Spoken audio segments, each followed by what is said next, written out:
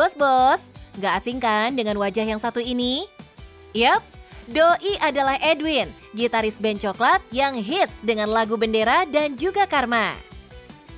Masih eksis di dunia musik tanah air, kali ini Edwin hadir dengan titel berbeda nih bos. Bukan sebagai gitaris band, tapi pengusaha kuliner. Lewat panganan tradisional khas Palembang, pempek, Edwin mencoba peruntungan di bisnis kuliner nih bos. Halo bos, saya Edwin Coklat. Saya di saat sela-sela lagi off bersama Coklat, saya punya bisnis baru nih. Namanya Pempek Karma, bisnis kuliner. Pengen tahu lebih lanjut? Ikutin terus Cuan Bos.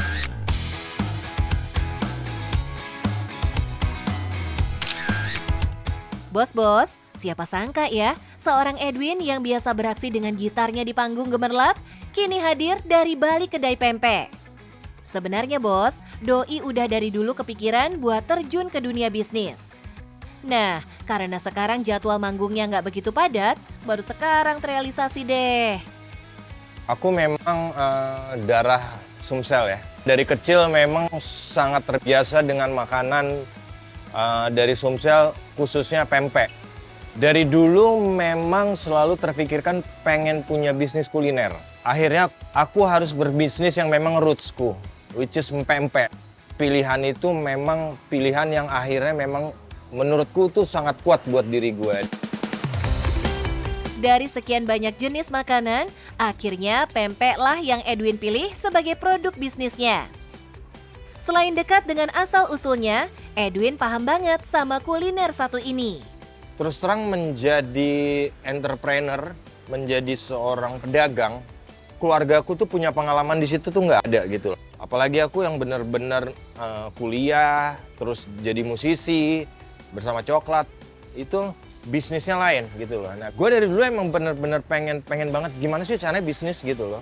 Dan akhirnya ya harus pempek. Pempek itu sesuatu hal yang bener-bener gue pahami gitu loh. Untuk lokasinya, Edwin pilih kawasan Galaksi Kota Bekasi yang nggak jauh dari tempat tinggalnya. Jelas, ini bikin Doi lebih mudah buat kontrol bisnis pertamanya ini. Nah, sebagai personal band Coklat yang hits dengan lagu Karma, Edwin pun memanfaatkan nama lagu yang sudah lekat di telinga masyarakat sebagai nama brand usahanya bos. Nggak dipungkiri, aku juga menggunakan promo Pempek Karma ini berdasarkan imageku sebagai personel band Coklat. Diskusi dengan keluarga sampai akhirnya anakku mengusulkan nama Pempek Karma. Menurut dia, lagu Karma itu udah sangat coklat banget. Maka akhirnya dipilihlah namanya Pempek Karma, dan makna dari karma itu kan apa yang kita buat itu yang kita dapat. Ada semboyan dari Pempek Karma adalah rasa enak berbalas baik. Rasa enak yang aku berikan semoga berbalik menjadi kebaikan buat usaha gue ini. Bos, di kota besar seperti Bekasi dan Jakarta, bahkan kota-kota besar lainnya, pempek bukan lagi penganan yang cuma disukai konsumen asli Palembang.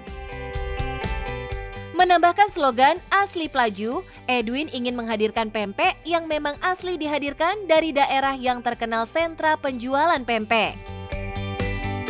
Pempek asli Pelaju dikenal punya rasa ikan yang kuat, bertekstur lembut kenyal, dan cuko yang khas gurih manis pedas. Pempek Karma ini ada 5. Ada pempek kapal selam kecil isi telur, ada pempek lenjer kecil, pempek adaan, pempek kulit, dan pempek keriting. Best sellernya itu sementara ini adalah yang kulit.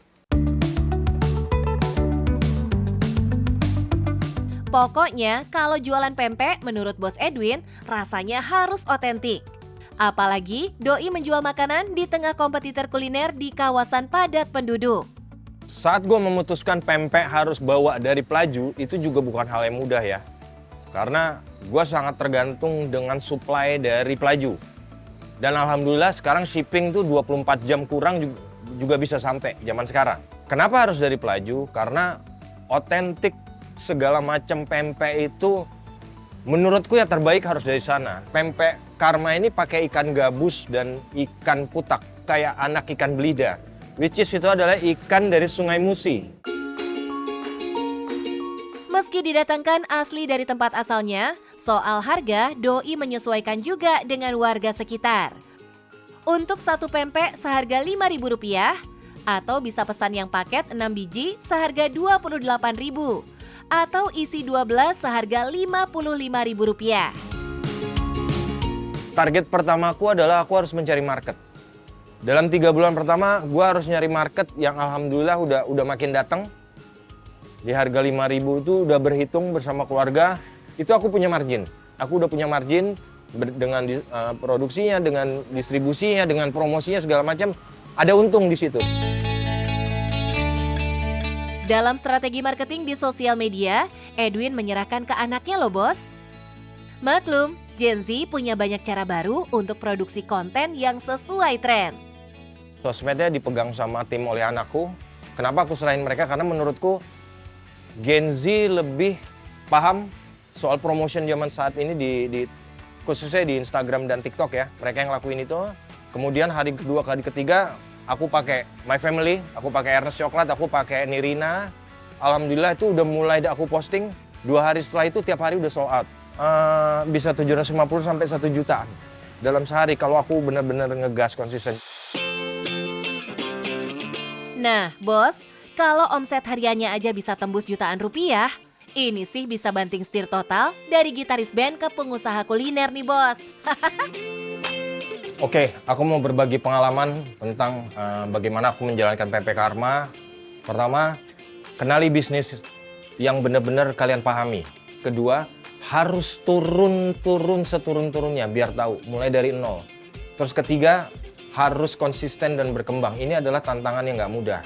Bisnis yang bagus adalah bisnis yang walaupun dia grow, walaupun dia berkembang, pasti akan ada turun naiknya. Nah, bagaimana kita bisa menyiasati itu dan bagaimana pada titik akhirnya bisa stabil, itu adalah sebuah bisnis yang udah benar-benar positif. Yang penting, cuan bos.